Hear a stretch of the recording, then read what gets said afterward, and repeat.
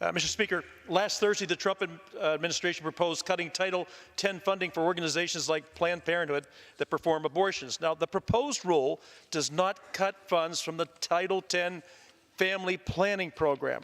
Instead, the funds are directed to community health centers like Primary Health Network in Sharon, Pennsylvania.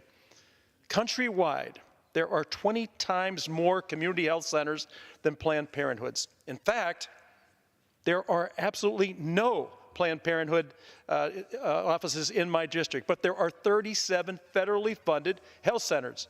Planned Parenthood receives $56 million a year in taxpayer dollars through Title X. One of the things I want to just talk about for a minute, if I can, today we again grieved at the loss of innocent life. And I just would ask people to look at the loss of innocent life that we see every day in the United States.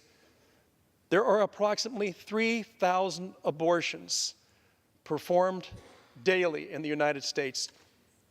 And so as we grieve so much for the loss of innocent life, I think sometimes we forget about all the other life that's being lost, and we kind of push that aside because we say the Supreme Court made a ruling that allows that to take place. Regardless, it still is the loss of innocent life. And we see this every day, but somehow, as a nation, we have a deaf ear and a blind eye to that loss of innocent life. To me, that it just would seem that at some point, we look at this and realize it for what it is. I can't tell the gentleman how much I appreciate the battle that you've continued, and it shouldn't be a battle. We're all trying to do the same thing, and it's to make sure that innocent life is protected. So this piece, well, it doesn't take any money at all away from the Title X family planning program. It does take a look at Planned Parenthood and said, you cannot use this taxpayer-funded money, this $56 to $60 million a year, to provide abortions. I would just ask the country as a whole and the nation, and we as a people, to please take a look at what's going on.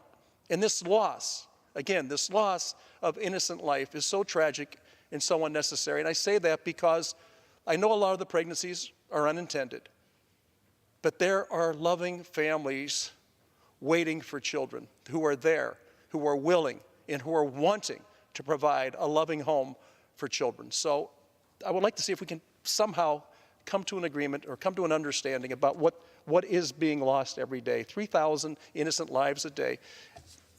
I thank you. I appreciate what you're doing. I know how hard it's been. I know that it's so hard for some people to weigh in on it. But I just think there is a conscience that we all need to have, and preserving life is certainly one of those. So I thank you so much for what you're doing, and I yield back.